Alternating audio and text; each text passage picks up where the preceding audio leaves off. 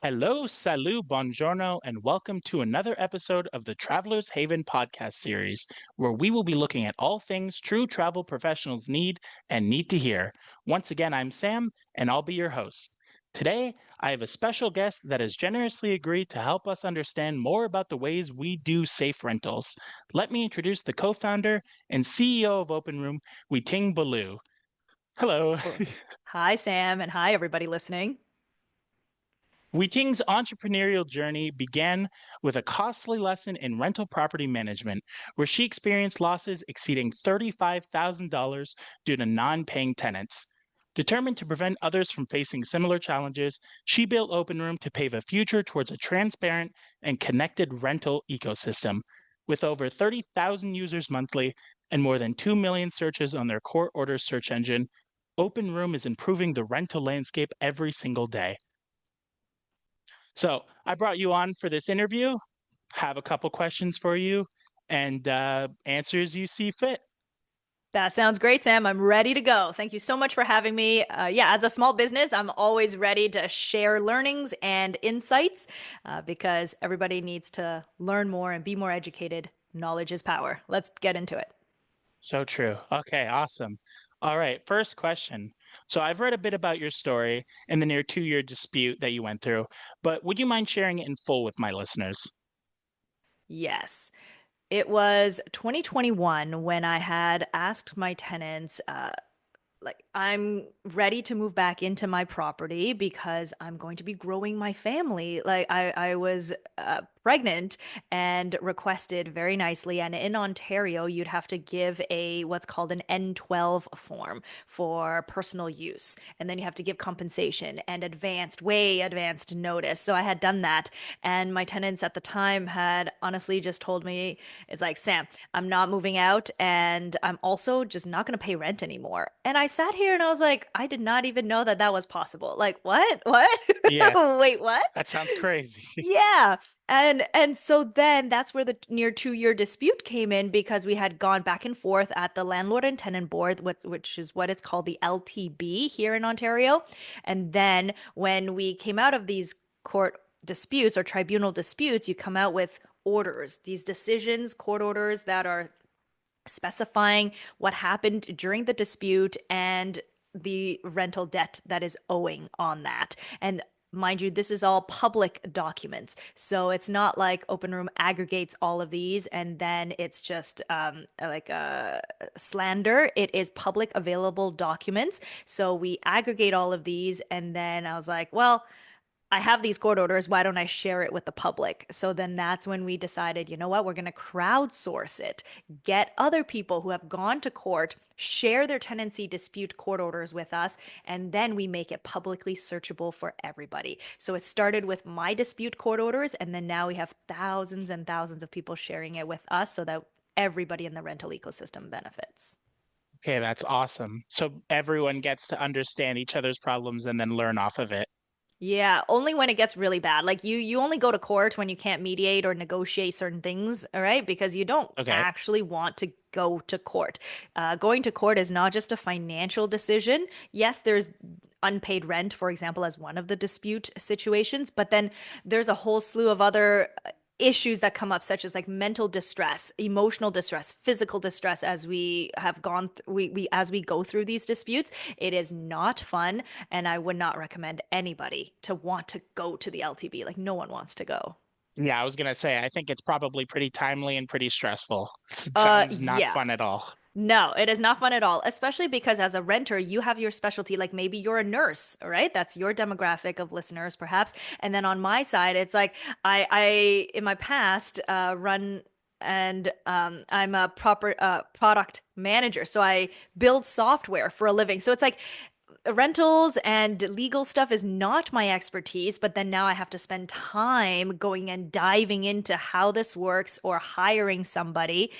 So I didn't want to do that. But then because I was so uninformed about the rental ecosystem, even though it was my personal property that I had rented out, I ended up diving really, really deep into the rental ecosystem and learning more about it so that I could now teach everybody. And now I run Open Room.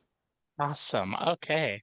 Uh, so something that you advocate for on your website. is that landlords are business owners and tenants are responsible customers. Could you elaborate a bit on what that means for their conduct and their practices? Yes. For everybody that is listening, at Open Room, what we do is we aggregate court orders and then we make it searchable by the public. What does the use case look like? It would be if you are an individual that is renting out your home, you want to search in Open Room by name or address and see, okay, was this applicant or a future tenant, did they have any past disputes related to unpaid rent or evictions, and see what's the history, rental history like. And then from a renter perspective, you would search inside Open Room for, say, the landlord's name or the landlord's address to see what does your future landlord, potential landlord or housing provider, what was their history like? Do they take care of maintenance? Do they have a slew of bad faith evictions that they do? Get to know a little bit more about who you're going to be dealing with. Okay. So then when it comes to the landlords are business owners, what we mean by this is that rental itself is a business. It's a small business, and some people take it really, really big, but at the fundamentals of it, it's a business, and therefore you have cash flow, you have expenses, you have revenue, but you have to maintain your goods and services. All right. Like utilities, like maintenance. It's like you got to upkeep what you are offering to the tenants, who I say are the responsible customers, or who should be, meaning that tenants, in exchange for the goods and services, they pay. They have to give money or other forms of payment to be able to get the goods and services. Just like how you go to a grocery store, you buy the goods of the groceries and then you have to pay for it. And you'd never want to buy like a rotten food. You never want to pay for something that is just no good. So it's totally the Yes. same. Yes, yes. And in the sense, it's like, okay, so say for example, there is the rotten tomato that you buy, right? At the end of it, you could mistakenly buy that and but you still pay for it, and then you got to go back to the grocery store and say, "Can I get a refund?" So it's like you did pay for it and then you go and get a refund. So similar to the rental side is that you can't just choose not to pay rent. You would still have to pay rent, but then you can go back to the LTB, which is in essence the grocery store analogy, and say, all right, I would like a rent abatement, which is a rent reduction. All right. And you can argue in court for something like that, but you can't just choose not to pay rent. Yeah, true. Mhm. All right. So, third question. So, what are the steps that a property owner should take to be safe in their renting? Honestly, Sam, there is a slew of best practices for tenant or applicant screening.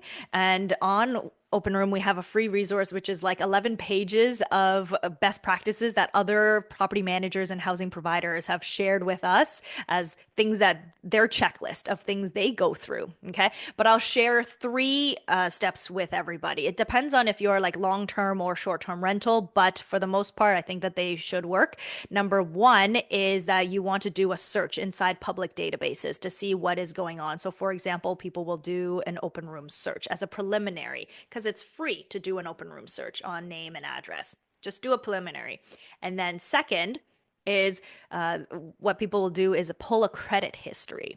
So you can pull an Equifax or a TransUnion through different partners or even on those associated websites themselves. I think many platforms, it's like $30 or something to just pull a simple report. And ideally, you don't want to get it straight from the tenant or the applicant because there are so many fraudulent documents going out these days. Right. So you want it ready. And then when you pull these credit history, you can see the credit, the income, the or the credit history, the score, the visas or Mastercards, any of their trade lines or collections or bankruptcies if there are any. So that's really important. And then the third tip that I would give is request for the second landlord in the past. So not the exact right now landlord that they're with, but the second.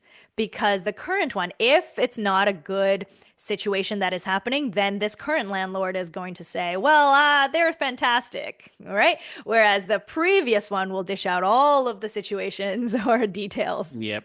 Yep. Yeah. Is that helpful? That's pretty good. Yeah. That is a pretty good answer. My next question, sort of the same thing, and you kind of touched on it already, but what are the steps that a renter should take? First is communications. How quick is this particular housing provider as you're in when you're in the application steps? How fast do they actually communicate with you? Do they just like leave you hanging for a few days and then all of a sudden decide, oh yeah, actually I forgot. I'm gonna go talk to that applicant because that is going to be very telling in terms of how fast they'll respond to you when they are your landlord in the future. Okay. Yep. And Yep. then the second piece is you want to make sure that you also check their Facebook, their socials, to see what are they actually like. All right. Are they someone that is associated with certain affiliation groups that you're not really particularly interested in? It's like some of those could be very extreme, and then it could impact your values as a potential renter to them because they could be biased in terms of choosing to rent to you. Okay. And then the third side, I would say, is do ask certain questions that detail out how they handle your documents, privacy. Because if they're just like, okay, email me everything, which is what many people do right now, that means that your driver's license could be exposed to some other third party if their email gets hacked. Yep. So that is very critical. So what I would share with tenants is, or applicants is, ch- ask a few more questions, and it may be what they're using is actually a third party system that is compliant with all these data handling tips or guidelines, and then you'll be submitting documents through there and verifying your personal ID through there instead of sending it through email as an attachment. So be very careful. Yep. I was gonna say I am always cautious whenever it's email. Whenever I have to send any personal stuff via email, it's always one of those things that sets off the red flag. It's just it. I always wonder, there's got to be a better way that this other person knows how to do this. There's no way it's just email. Yeah, but that's the hard part, Sam, because there are so many small housing providers out there and they don't know about all these other tools or they don't want to spend money on these tools. So then they're just going the old school way where it's like, oh, text it to me, email it to me, drop it in this folder, which is like, I guess a little bit better, but you really want to make sure that people are handling your data properly because so many scams out there right now, like people fabricating your identity and they could take out mortgages, loans, run your credit history. It's like you don't want to do that because that hurts you negatively as a Yep. individual. Mhm. Yeah, absolutely. Every month, Open Room submits the owed rental debt to Equifax. Could you explain how this collaboration works and its benefits to the community? Yes, this is really interesting because how we started was from unpaid rent situation. So we cared very deeply about individuals that do not pay rent because they are what's called the debtor in the situation. They owe debt to the creditor, which is the landlord. And in the future, we're going to do it the other way around when the tenants, when the landlords owe the tenant side. But for right now, what I'll explain is how it works from a landlord going after the tenant for unpaid rent. So how this works is that when there is a court order, there are court orders that are specific to unpaid rent and there will be details inside of it that says, okay, they owe this amount of money, this interest rate, these are the extra days that they stayed, so they have to pay per day rates, but all of that financial detail is in that court order. What we do at Open Room is we then have an individual upload it into Open Room and then we extract the information from those documents and we process and calculate how much is owed plus the interest every single day that is not paid. And then we batch all of that and then we send information to Equifax so that it lands on the debtor or the tenant's credit history. And then it impacts the score negatively.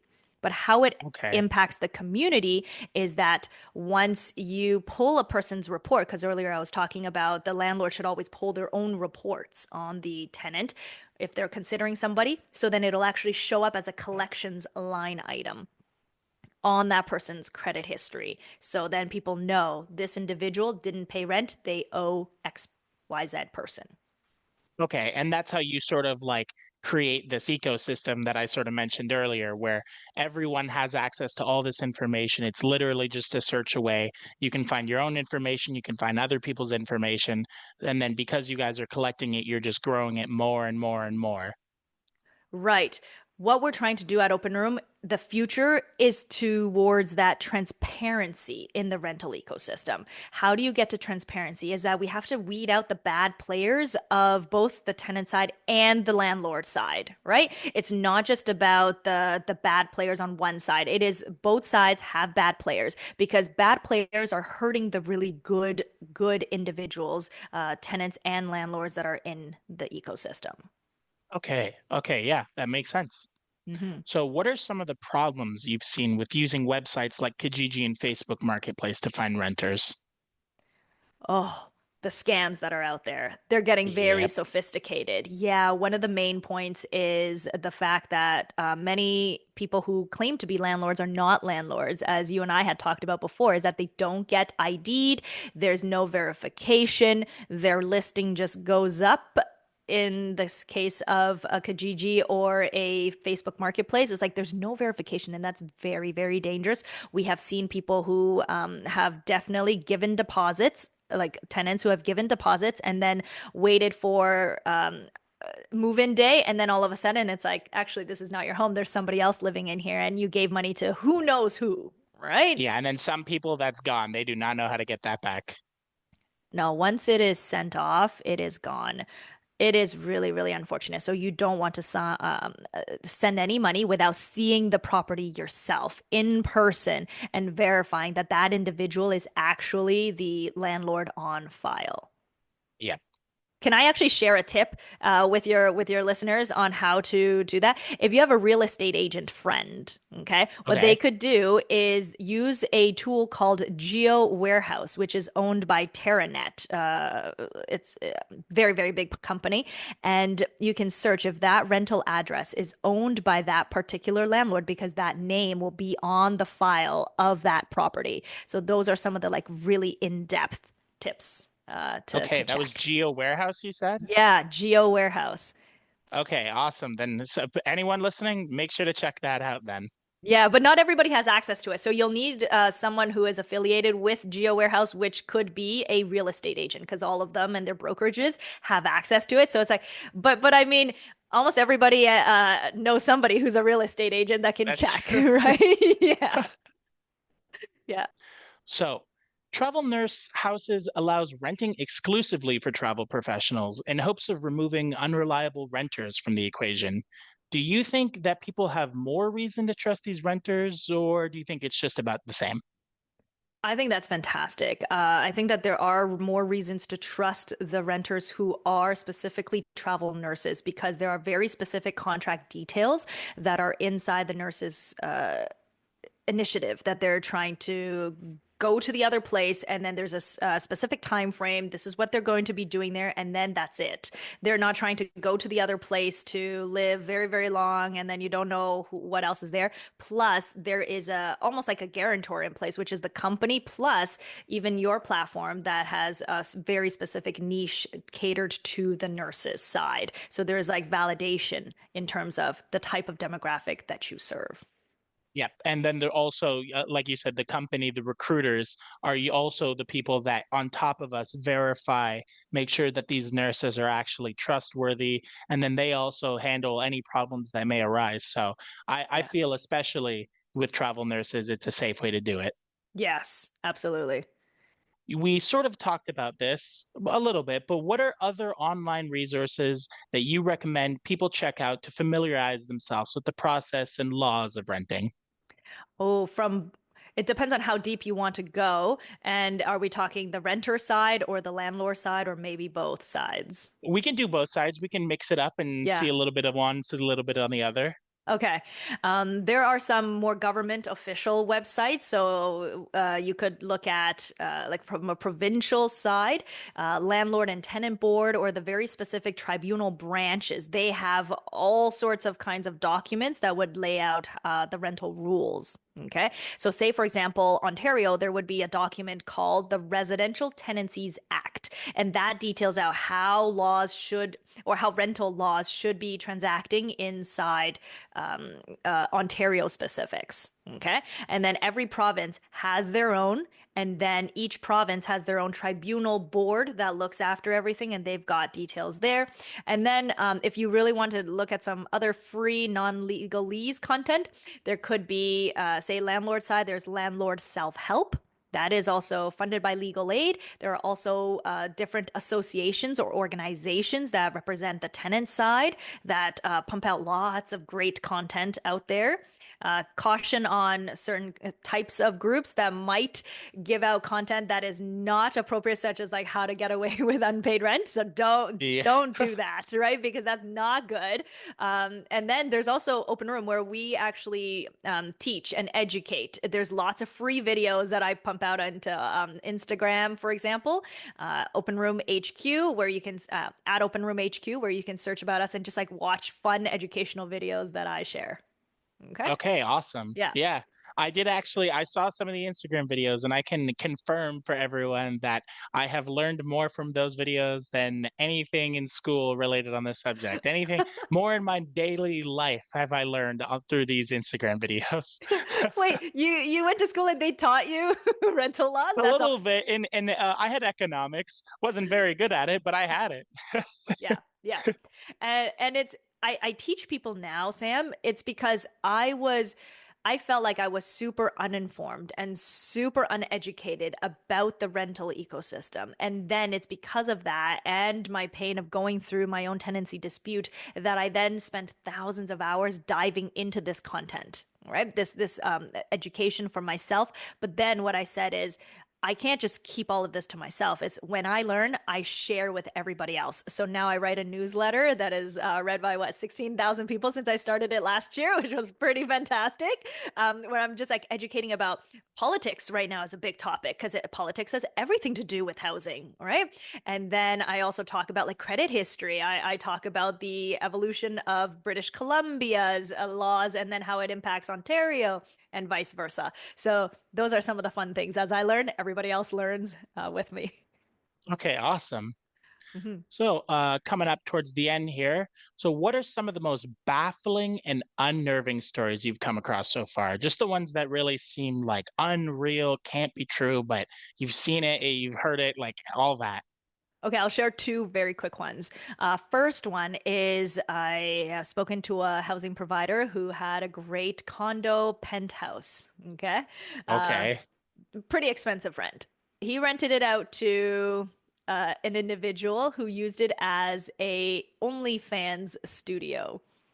And not only that, Okay. it's like, yes, you can certainly do as you need to, no judgment, but you got to pay rent. And this individual had the audacity to use it as an OnlyFans studio, but then also didn't pay rent. And it was like several months, racked up over $50,000 of unpaid rent, and then got to eviction at the end of the day. And this wasn't even their first time. This was like their third time. So that's Wow. not okay. Okay. Yeah. Okay.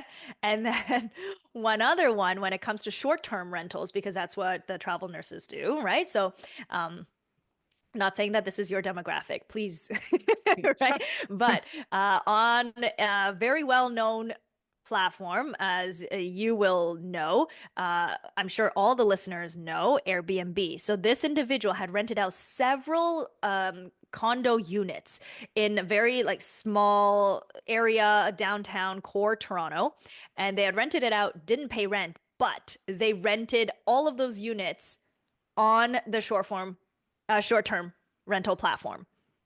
And so they're making money while they're not paying money to the landlord side. Yeah, so Hmm. that is some of the outrageous situations that I have seen. It's just like, how is this possible that people can get away with this? But that's the reality of it, Sam. In the way that the laws are structured today, is that people can get away with it, and that is not okay. And that's part of what Open Room is trying to do is like plug in those loopholes so that we can bring the confidence back from small landlords and small housing providers, bring out their confidence, bring out their properties for rental, because those are some of the most affordable rental units. And so when we talk about housing crisis right now, Well, Yep. yeah, landlords are so scared. They're taking their most affordable units off. So then you have like the sky high type of rents that are going out right now because people are trying to cover their butts, right? Yeah. And that Yeah. hurts the great renters out there. And that's not okay. So we need to do more on this front to plug the Yeah. holes. Yeah, I totally agree. And with that, we have one last question. Are there any important tips or pieces of advice that you'd want to share as someone who's been a pillar in the rental industry for so long, started Open Room? Do you have anything to say? Just any tips, anything. I'd say the most important part to either the renter side or the housing provider side is to learn. Listen to podcasts like this, read content that is out there, follow some newsletters, because the worst thing is when you're uninformed and when you get taken advantage of. You have to know your rights and be able to exercise them in a proper manner so that it benefits you. A lot of people then look at it, it's like, okay, well, when you don't know the rights, then you think you know the rights, and then you end up in a situation where it could really detrimentally hurt you. Okay. And so we won't dive too further into that, but it's like, no more, learn more. It never hurts. Knowledge is power, as we said at the beginning. Yeah, absolutely, absolutely. And especially when learning is so easy to do nowadays with like a phone or a computer pretty much at everyone's hand. I feel like like just 5 minutes every day, not even just whenever you're curious to educate yourself really is like the key to success on these types of things. Absolutely. All right. And with that, we'll end things off for the day. Thanks again, Weeding, for being on the show. You're very welcome, Sam. Always a pleasure and so much appreciated for bringing me on this podcast. I appreciate you being on. I really do. And for all my listeners, please be sure to check out Open Room. I touched on this last time, but it's only with your help that these types of resources can just continue to grow and help people. So really make sure to support it and check it out. And please, really do.